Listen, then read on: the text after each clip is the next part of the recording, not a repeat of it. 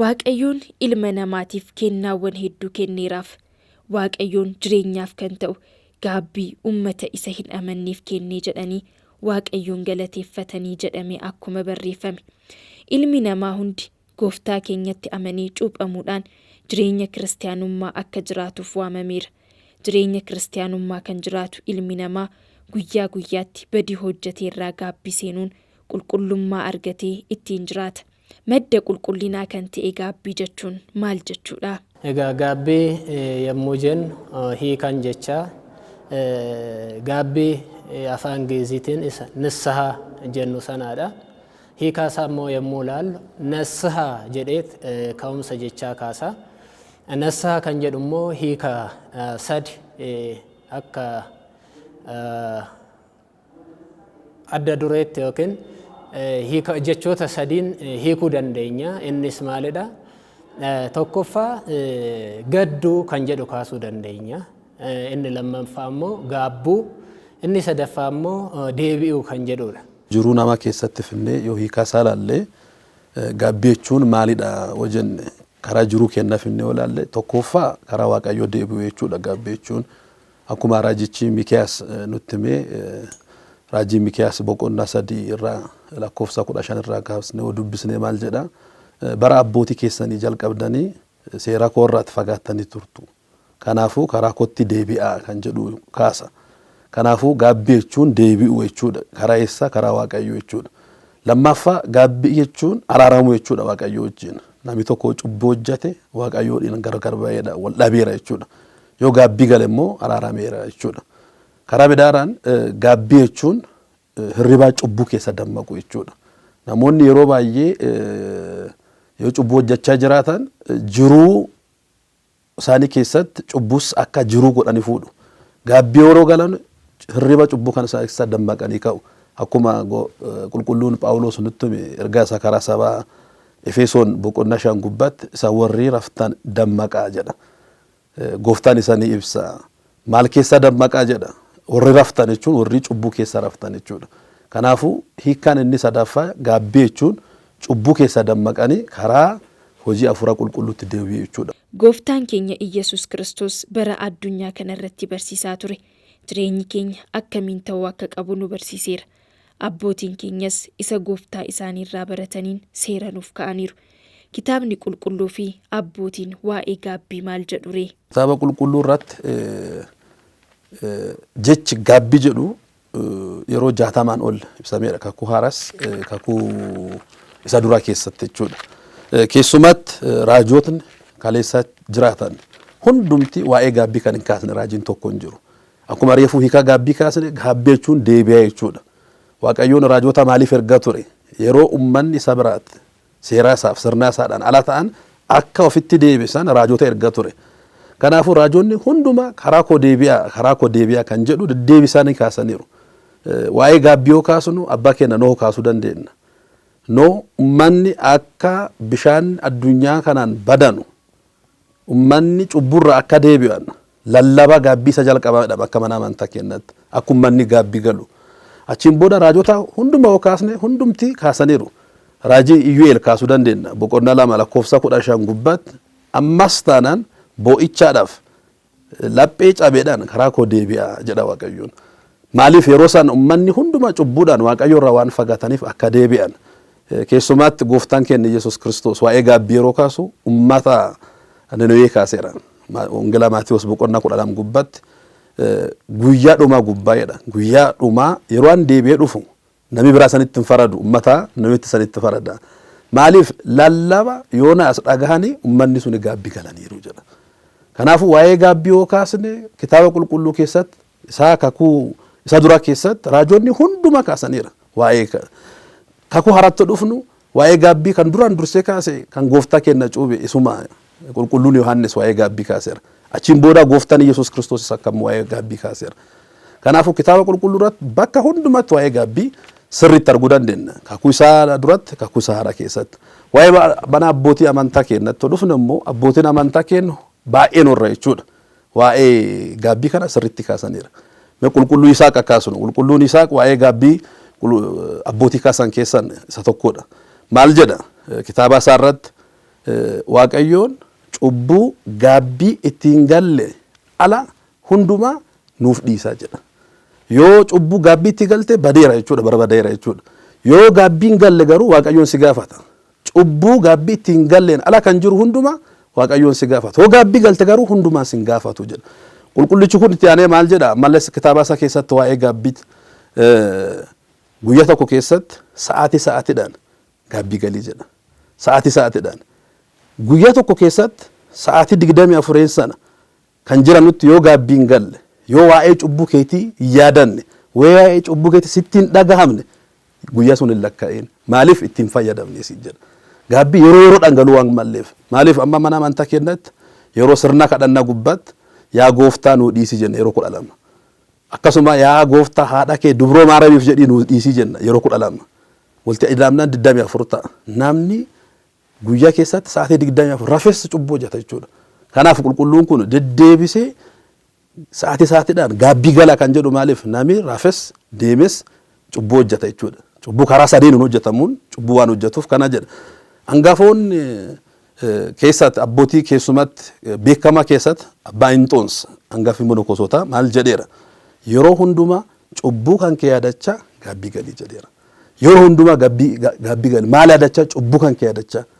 Akkasuma qulqulluun Baasiliyoos waa'ee gaabbii nutti himeera. Maal jedhee nutti himeera? Yoo cubbuun hojjetiin gaarii hojjetteera. Yoo cubbuu hojjette garuu yeroon kennin yeroo sana gaabbii gale. Yoo gaabbii galte deebitee cubbutti hin deebi'in. Yoo deebitee cubbutti hin deebi'in deddeebistee odoo cubbutti hin deebi'in yoo jiraatte Waaqayyoon si gargaaruu jira jechuudha. Galata Waaqayyoof galfadhu jedha. Cubbuu hojjetiin gaarii gooteera jedha. Yoo hojjette garuu dafii gaabbii galee odoo aduun hin lixiin gaabbii galuu qabda. Yoo aduun odoo hin lixiin gaabbii galte cubbuu dhiise. Cubbuu dhiistee jiraachuu dandeette jechuun Waaqayyoon si gargaaruu jira. Kanaafuu galata galchiifiisiin jedha. Kan kana jedhan abbootni keenya baay'ee waa'ee gaabbii kaasanii barsiisaniiru. Kitaabni qulqulluu jecha gaabbii jedhu deebi'uu cubbuu dhiisuu kanaan yoo kaasne kitaabni qulqulluu guutuma waa'ee gaabbii dubbata jechuudha. Gaabbii kan jedhu kana kaasne fuune yeroo 60 oli barreeffameera gaabbii kan jedhu.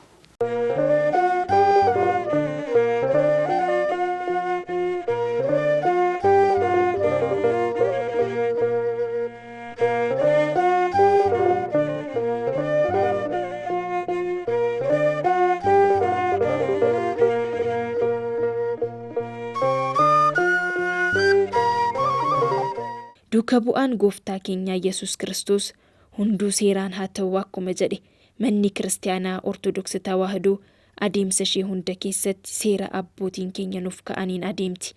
Gaabbii yeroo seennus akkamiin ta'uu akka qabu barsiisonni manni kiristaanaa keenyaas akkasiin nutti himu. Manni amantaa kiristaanaa Ortodoksii Tawaahidoo iccitiiwwan hedduu qabdi. Iccitiiwwan san keessaa iccitii torban keessaa inni tokko iccitii gaabbiiti. Kun qannoona mataa isaa kan qabudha. Egaa qannoonaan kun maalirraa ka'ee hojjetame muujeen kitaaba qulqulluu irraa ka'eetoo kan hojjetamudha. Sadarkaa sadiitu jira. Sadarkaaf mallattoo qaba gaabbiin. Sadarkaan maalidha yoo jenne sadarkaan inni tokkoffaa gaabbii seenuudhaaf fedhii qabaachuudha. Gaabbii seenaa cubbuu hojjedheera. Waaqayyoo abbaa koorraa gargar ba'eera. Kanaafuu karaa isaarraa goreera. Kanaafuu gaabbii seenuu qaba kan jedhu laphee isaadhaan yaaduu qaba namni tokko. Gaabbii suniin jalqaba. Yoo lapheedhaan yaade amma gaabbii galuu qaba. Hojjedhe sadarkaa kanarraan dhaqqabannaan cubbuu hojjechuu isaa amaneera jechuudha. Namni odoo cubbuun hojjetee jiraachuu hin jiru. Addunyaa kanarratti nama ta'ee kana cubbuun hojjenne tokko hin jiru. Akkuma barumsi mana amantaa kennan nutti haadha kenna duroo maaramin ala hundumti cubbuu hojjeteera. Gaabbiidhaan deebi'aa turan qulqullooti isaanaan. Kanaafuu maalidhaan namni tokko gaabbii galaa wayidhe duraan dursee gaabbii galuu qaba. Balleesseera kan jedhu. Inni lammaffaa sadarkaan lammaffaa eegi fedhii qabaateen booda cubbuu sana maal gochuu qaba. Eegi nan gala gaabbii jedhee eegi murteessan booda cubbuu hojjate sana jibbuu jalqaba. Sadarkaan lammaffaa kanadha. Cubbuu jibbuu. Cubbuu jibbuu jechuun karaa sadii namni cubbuu hojjeta. Tokkoffaa yaadaadhaan hojjeta. Lammaffaa dubbiidhaan hojjeta. Sagalee dubbatuudhaan hojjeta. Sadaffaa hin raawwata jechuudha. Kanaaf qulqulluun Yaaqoob ergaa isaa boqonnaa tokko lakkoofsa 15 gubbatti namni tokko cubbuu akkamiin akka hojjetu amma kan jenne yaadaadhaan yaadni cubbuu ulfeessiti jedha. Achiin booda hin guddata. Achiin booda cubbuu sana kan yaadaadhaan ulfeessuun hin dhala jechuudha. Maal dhala? Cubbuu yaadni cubbuu dhala. Cubbuun guddatee maal dhala? Du'aa dhala jechuudha. Kanaaf kaffaltiin cubbuu du'aadha kan jedhe qulqulluun Phaawulos. Kanaafuu yaadaadhaan cubbuu hojjeta. Dubbiidhaan cubbuu hojjeta. Dubbachaa hojjeta. Dhuma gubbaatti raawwachaa hojjeta. Kanaafuu sadarkaa isa lammaaf hojjetu jibbuu jalqaba jechuudha cubbuu. Cubbuu jibbuu gaabbii galuu barbaadeera. Amma cubbuu jibbuutti dhufa jechuudha. Yoo cubbuu hin jibbine cubbuu jibbuu jechuun maal jechuudha? Cubbuu jibbuu jechuun waan hamaa hojjechuu raawwachuu dhiisuu qofaa miti. Waa'ee gaariis hojjechuu jalqaba jechuudha. Namoonni tokko tokko cubbuu dhiisuu jechuun waan haamaan hojjedhu garuu waan gaarii hojjennu kunis cubbuu jedha. Kanuma nutti hima qulqulluun Yaaqoob. Waan gaarii odoo beekuu kan hin hojjenne isaaf cubbuudha jedha. Ergaa isaa boqonnaa 4 lakkoofsa 15 irratti jechuudha. Ergaa Yaaqoob gubbatti. Maal jechuudha? Waa'ee gaarii odoo beektu kun gaariidha jettee namaaf amma namoota dhukkubaniif, namoota rakkataniif, namoota halka qalleeyyii ta'aniif yoo waan gaariin hojjenne cubbuudha jechuudha. Waan hama dhiisuu qofa miti. Sadarkaa isa lammaa. Sadarkaa isa sadeeffatu itti deebi'ee cubbuutti akka hin deebine ofirratti murteessuu qaba. Maaliif sitti fakkaate? Arjoommiin Waaqayyoo yookaan dhiifamni Waaqayyoo baay'eedha jettee cubburratti cubbuun hojjetiin jedha Israa'el. Baay'eedha ittiin hojjetu. Itti deebi'ee cubbuun hojjedhu. Na dura gaabbittu jira. Har'a cubbuu hojjedhee boor gaabbii gala. Kan akka yaadaa Yihudaa hin ta'u jechuudha kun. Kanaafuu itti deebi'ee cubbuun hojjedhu jechuu qaba. Kun murteessuu qaba. Kufuu danda'a. Garuu sammuu isaa keessatti maal gochuu qaba? Kana murteessuu qaba. Sadarkaa kana sadeen jechuudha. Duraan dursee gaabbii galuudhaaf yaada. Itti naalee cubbuu jibbuu jalqaba. Sadaffaa itti deebi'ee cubbuutti hin deebi'uu jechuu qaba. Kun sadarkaa gaabbiitti galuudha. Kan garuu bal'attoo qaba. Mallattoodhaan agarsiisa kanama. Yaada kana sadeen karaa mallattootti fida. Yoo karaa mallattootti fidu maal godha? Cubbuu sana hin himata jechuudha.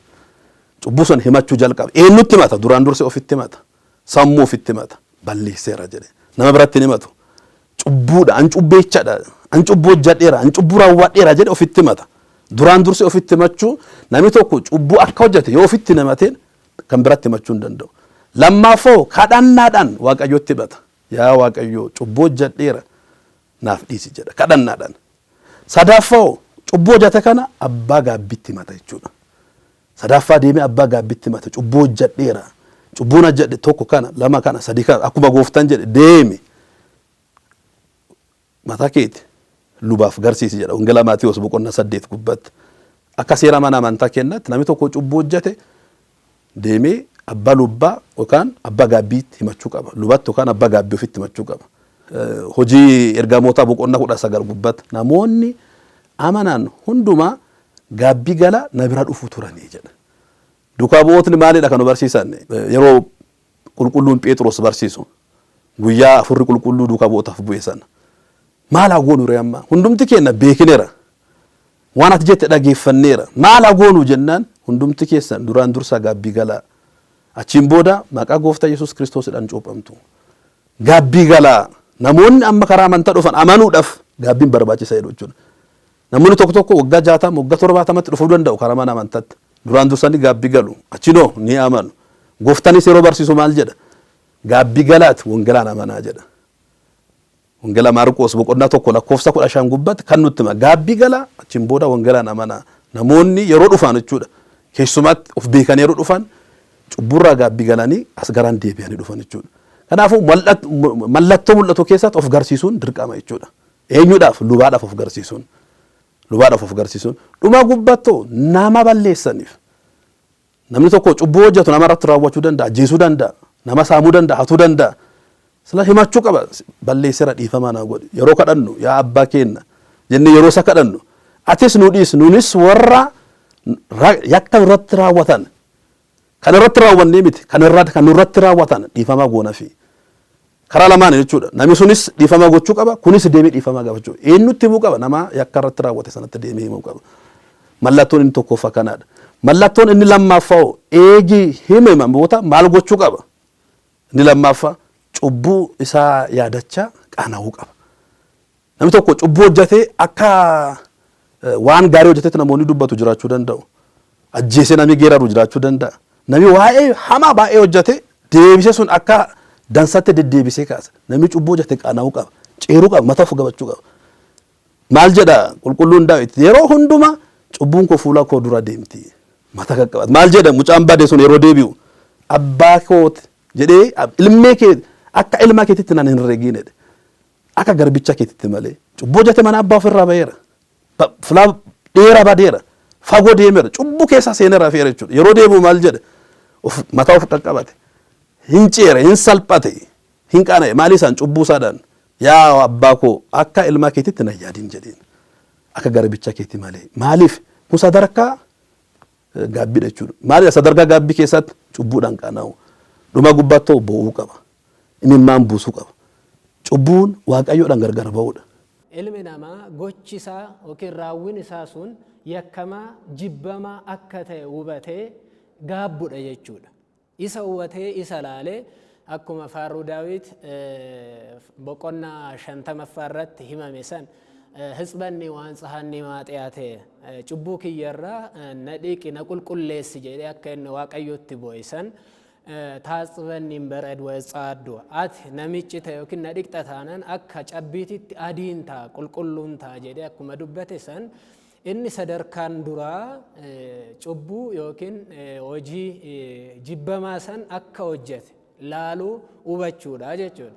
Ittaan sudaan sadarkaan inni lammaffaa akkamitti seenuu qabna kan jedhuuf lubatti dhiyaatee yookiin abbaa gaabbii jedhamee himama. Mamiiraan isaa barsiisaa gaabbii yookiin abbaa gaabbii aaba nafs yookiin abbaa lubbuu jedhamee himama. Luba sanitti dhiyaatanii cubbuu raawwatan san ani dogongora kana raawwadheera, cubbuu kana hojjedheera, kan waaqayyoon jaalal kana hojjedhee jira jedhee lubatti dhiyaatee himuu qaba. Kanas kan barsiise maqaan isaa kan galatoome haa ta'u gooftaa keenya Yesuus Kiristoosidha. Wangeela Maatiyos boqonnaa 8 lakkoofsa 4 irratti yommuu laallu deemitoo eenyummaa kee lubatti agarsiisi yookaan lubatti of agarsiisi jedha. Akka Daawititti fuuldura dhaabbachuu miti. Garuu keessa ofii himachuu ani kana raawwadheera, ani kana hojjedhee jira. Kun yakka kooti jedheetoo lubatti himachuu qabaa jechuudha. Ittaansee sadarkaan inni sadaffaa qannoonaa lubni sun kennuuf keessa darbuu qabaa jechuudha. Cubbuun isaa akka irraa haqamuuf maaliif gooftaan keenya Yesuus Kiristoos ammas duuka bu'oota isaatiif yommuu aangoo kennuuf wangeela Maatiyos boqonnaa 16 lakkoofsa 19 irratti akkuma agarrutti jechuudha. ዘፈታይክሙ በምድር ይኩን ፍትሐ በሰማይ ወዘአሰርክሙ በምድር ይኩን ሱረ በሰማያት jedha. Lafat biyya lafaatitti kan hiitan samiirratti hidhamaata'u yookiin hidhamaata. Biyya lafaatirratti kan hiiktanis samiirratti hiikamaata jedhe kana aangoo kenneefiira gooftaan keenya Yesuus Kiristoos jechuudha. Kanaafuu furtuu lubbuu keenya hiikuu dandeessu. Hidhaa lubbuu keenyaa kan ta'e cubbuu nurraa haquu kan danda'u aangoo kana kan qaban luboota waan ta'aniif qannoonaa isaan kennan sooma ta'uu danda'a, sagaduu ta'uu danda'a. Ani isaan nu ajajan san raawwanne waaqayyo si haa hiiku jedhanii yommuu nu eebbisan hiikamne egaa cubbuurraa kan bilisa taanudha yookiin cubbuu keenyarraa kan dhiqamnudha. Kanaafuu akkamitti seenuu qabna kan jedhuuf dursinee cubbuu keenya hubachuu laaluu yaadachuu nu barbaachisa. Ittaansine immoo abbootatti dhiyaannee himachuu qabna. Inni dhumaa garuu qannoonaa nuu kenname san raawwanne waaqayyo si haa hiiku kan jedhu eebba kana eebbifamuu qabna.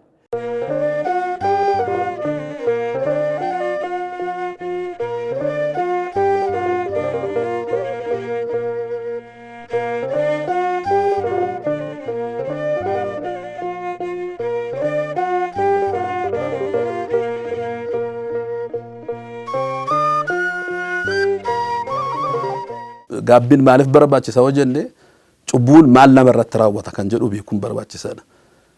Cubbuun maal namarratti raawwata yoo jenne cubbuun guutumaa guututti mootummaa Waaqayyoo nama dhaabachisa. Kanaafuu maaliif barbaachisa yoo jenne yoo gaabbiin hin jirre fayyinni hin jiru. Gooftaan keenya akkas nu jedhas wanqala Luqaas boqonnaa 13 lakkoofsa 5 gubbatti yoo gaabbiin galle hundumtuu keessan hin baddu jedha. Kanaafuu gaabbiin hin jiraanne fayyinni hin jiru jechuudha. Namni tokko yoo gaabbiin galeen fayyuu hin danda'u. Yoo gaabbiin galle hundumtuu keessan ni baddu jedha. Kanaafuu maalidha faayidaan isaa yoo jenne inni dura fayyuudhaaf. Yoo gaabbiin galle fayyuun hin danda'amu. Kanaafuu akkuma reefu kaase namoota namanneef amanuudhaaf gaabbiin barbaachisaadha. Maal haa goonu yeroo jedhani gaabbii galaa jedhaman. Namoota naman amanuudhaaf gaabbiin barbaachisaadha. Gaabbiin barbaachisaadha. Akkasuma immoo cubbuu keenya guutumaa geetutti dhiifama cubbuu keenya argachuu barbaanne gaabbii galuun barbaachisaadha. Hojii ergamtootaa boqonnaa 3 lakkoofsa 19 gubbaatti maal jedha? Cubbuun keessan akka isanii barbaada'uu barbaadan gaabbii galaa jedha. Cubbuun kan irraa barbaada'uu danda'u yoo gaabbii galleedha. Namni tokko yoo gaabbii hin galle cubbuun isa barbaada'uu hin danda'u. Kanaafuu maaliif gaabbii galla yoo jenne tokkoffaa Waaqayyo wajjin araaramuudhaaf, lammaffaa cubbuun keenya akka irraa barbaada'uuf, inni dhuma immoo mootummaa isaa argachuudhaaf, fayyuudhaaf gaabbii galuun dirqama jechuudha. Yeroo ammaatti addunyaan sababa dhukkuba koronaatiin dhiphuu guddaa keessatti argamti. Namoonni miiliyoonaan lakkaa'aman dhukkuba kanaan yommuu qabaman, namoonni kumaatamaan lakkaa'aman immoo addunyaa kanarraa boqotaniiru. Karaalee dhukkubni kun ittiin daddarbu saffisa hedduu waan qabuuf namoonni akka fedhii isaaniitti ba'anii galuu hojjetanii nyaachuu hin dandeenye. Dinagdeen addunyaas guddinarraa gara xiqqeenyaatti adeemuu erga eegalees bubbuleera. Ilmi namaas boriin arguuf mana isaa cufatee taa'eera. Erga kana ta'e kiristaanoon yeroo rakkisaa akkasii kana akkamiin dabarsinuu jenneen. Kiristaanni yeroo hundayyuu qophaa'ee akka jiraachuu qabu jireenya kiristaanummaa isaa kan isa dirqisiisudha. Yaa ta'utu malee haal tokkoon haala birootis namoonni of dagannee jiru, namoonni of hin yaadan hedduutu jira. Egaa cubbuu keessa dabarreetoo osoo hin gaabbin, osoo of hin dhiqatin yookiin gara Waaqayyootti dhiyaachuudhaaf osoo hin qophaa'in kan jiru kan turre hedduudha. Yaa ta'utu malee keessumattuu yoona kan ka'aa jiru koronaadhaan wal qabatee yeroon kun Waaqayyo haal tokkoon haala birootinis ofitti nama waama. Ammallee yeroo inni ittiin waamaa jiru akka ta'u hubachuun nu barbaachisa. Giddugalaan lallaba wangeelaa mana kiristaanaa ortodoksii maalidha yoo jenne sagalee gooftaan keenya Yesuus Kiristoos wangeelaa ittiin lallabu jalqabeedha. Wangeelaa Maatiyos boqonnaa 4 lakkoofsa 17 gubbaatti wangeela yeroo jalqabaaf gooftaan kan lallabe jechaa jisse jalqaba kan lallabe mootummaan Waaqayyoo dhiyaateera gaabbii gala kan jedhudha. Akkasuma kan gooftaa cuuphe Yohaannisis lallaba isa kan jalqabe jecha kanaadha. Mootummaan Waaqayyoo dhiyaateera. Kanaafuu gaabbii gala. Maal jechuudha mootummaan Waaqayyoo dhiyaateera jechuun? Inni tokkoffaa yeroo itti waamamtan hin beektanu jechuudha. Yeroo hundumaa mootummaan Waaqayyoo san bira jirti jechuudha. Gidduu keenya jirti. Maaliif yeroo yoom akka waamamnu hin beeknu. Lammaffaa mootummaan Waaqayyoo dhiyaateera jechuun yoom akka gooftaan deebi'ee dhufu hin beekamu jechuudha.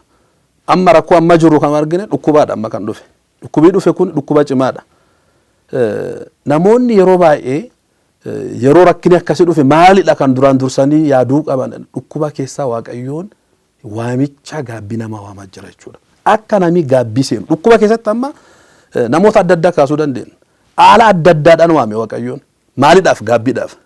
Ummata amma jiru namoota amma jiru kana nu amma jiru kana karaa dhukkuba kanaadhaan namoota meeqadha amma kanaan dura nutti himamee dhaga'uu kan didanne gaabbii galuu kan dadhabne. Amma yeroo dhukkubi kun dhufu namoonni baay'ee akkuma jette mana keessa ta'aa jiru. Hojiin dhaabateera. Mootummaan labseera. Maalidha amma labsa akkuma reefuutti kaas ummata Nanawee gooftaan kaaseera. Ummata Nanaweetu sanitti farada.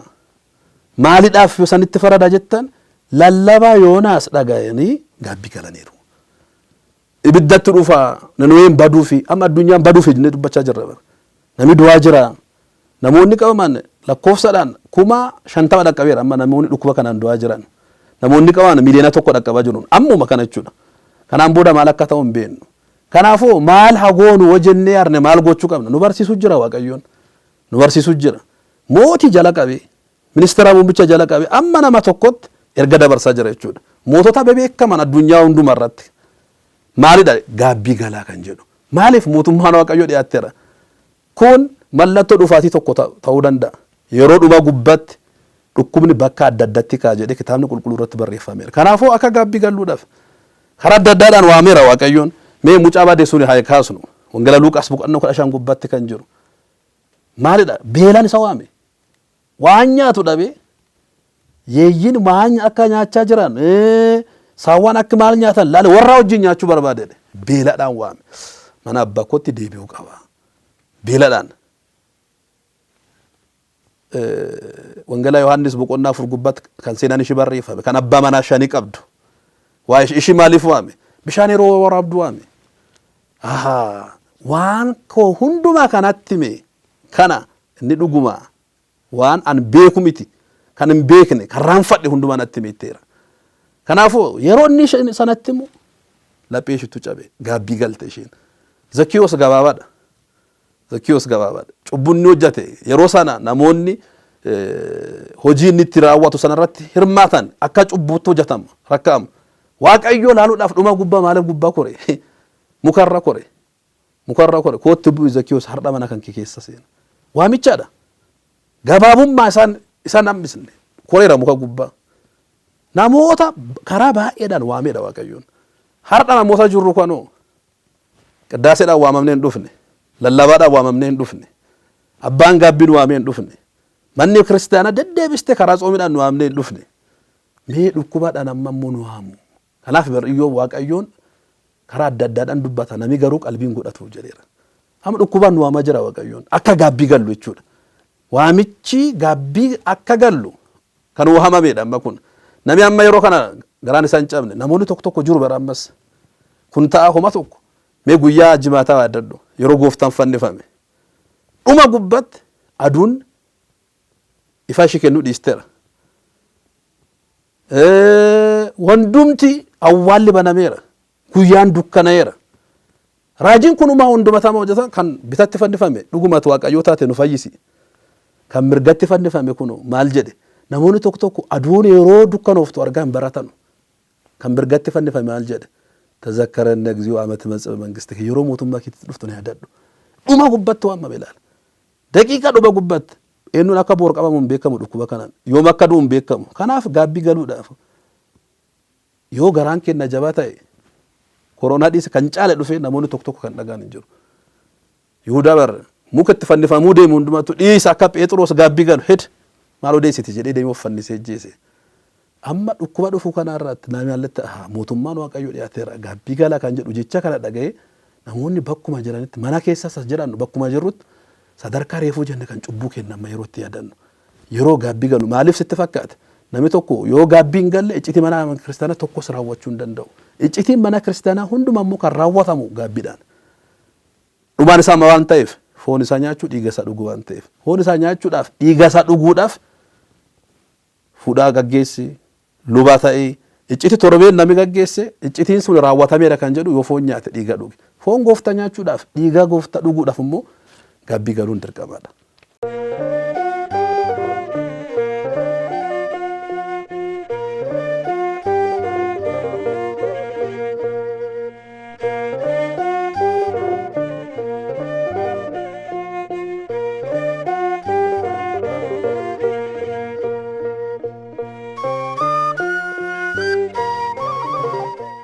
Mucaan mana isaa dhiisee deemeen abbaan isaa isa barbaacha hin deemne. Haa ta'uuti gara laphee isaatti yeroo deebi'eetti garuu jireenya isaa isa jalqabaa yaadate. Furmaata isaaf malu waan hubateef gara abbaa isaatti deebi'e.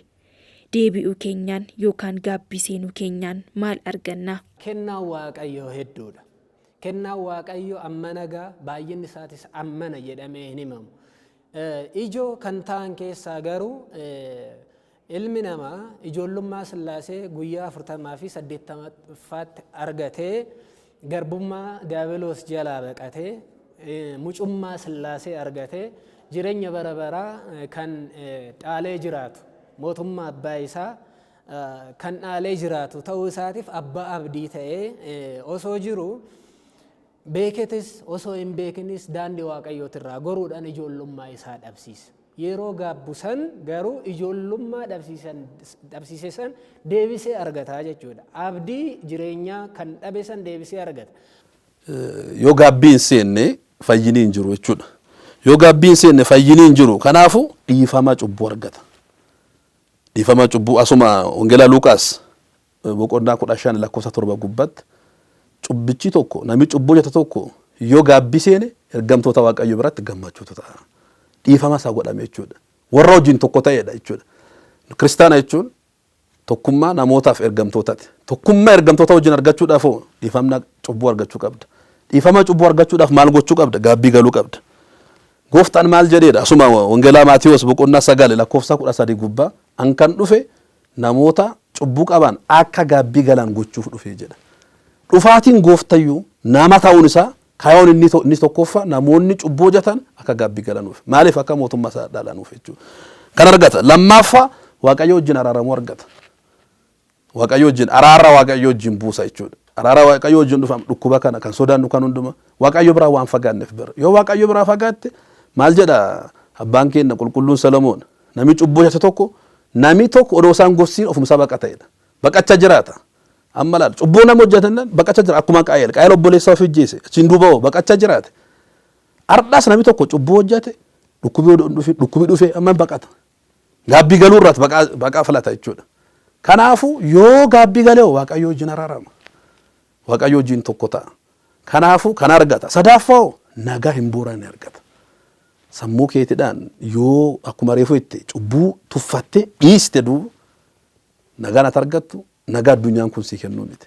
Amma addunyaan nagaa dhabeera bira. Nagaan isaa boora'eera. Maaliif? Cubbuu hojjete odoo gaabbiin galiin fayyina barbaada. Odoo gaabbiin galiin fayyinni dhufuu hin danda'u. Kan balleessite balleesseera odoo hin jedhiin mootonni mataa of qaqqabachuu qabu amma. Namoonni addunyaa kana bulchan hundumaa mataa of qaqqabachuu qaba. Ceeruu qabu.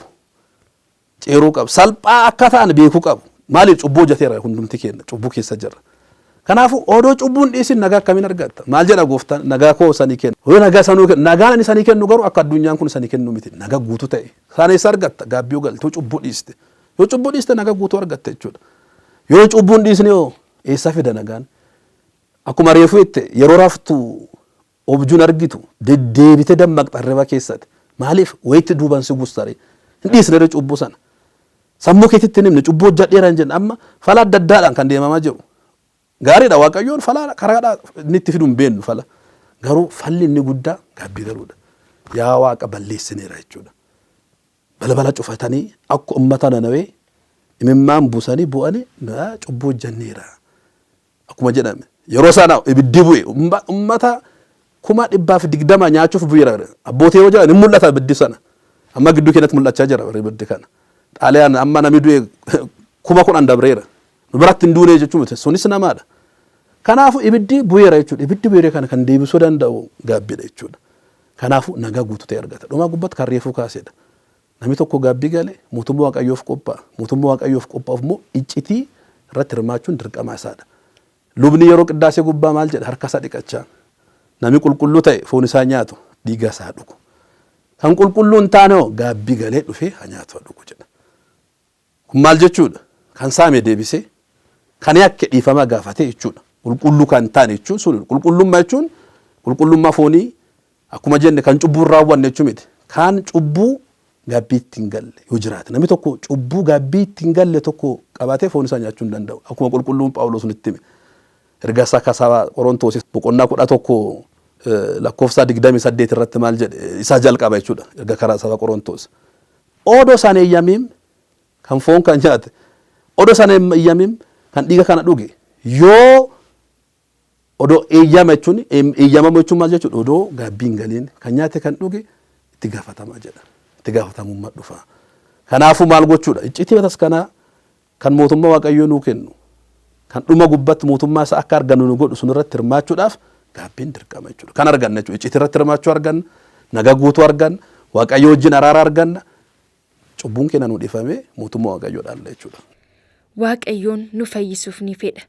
Yeroo cimnee dhaabbannus eebba isaatiin humna nu ta'a. Abbaan keenya Addaam ajaja hin nyaatin jedhu erga diigee gannataa ari'amee mucummaa Waaqayyoo dhabee kennaan Waaqayyoo erga irraa fagaatee booda hanga imimmaan isaa dhumee dhiiga bo'utti baay'isee bu'e. Kunis cubbuu isaaf dhifama argachuuf baay'isee bo'uutiin laphee qulqulluudhaan gaabbii wajjin Waaqayyootti waan dhiyeesseef samiirraa bu'ee haadha keenya dubree Maariyaam irraa dhalatee cubbuudhaan ala nama ta'ee du'aa gara jireenyaatti si'oolii gara gannataatti garbummaa seexanaarraa gara mucummaa Sillaasitti nu ceesiseera. Kanaaf jireenya kiristaanummaa keessatti gaabbiin ashaboo jireenya kiristaanummaati. Galanni Waaqayyoof haa ta'u.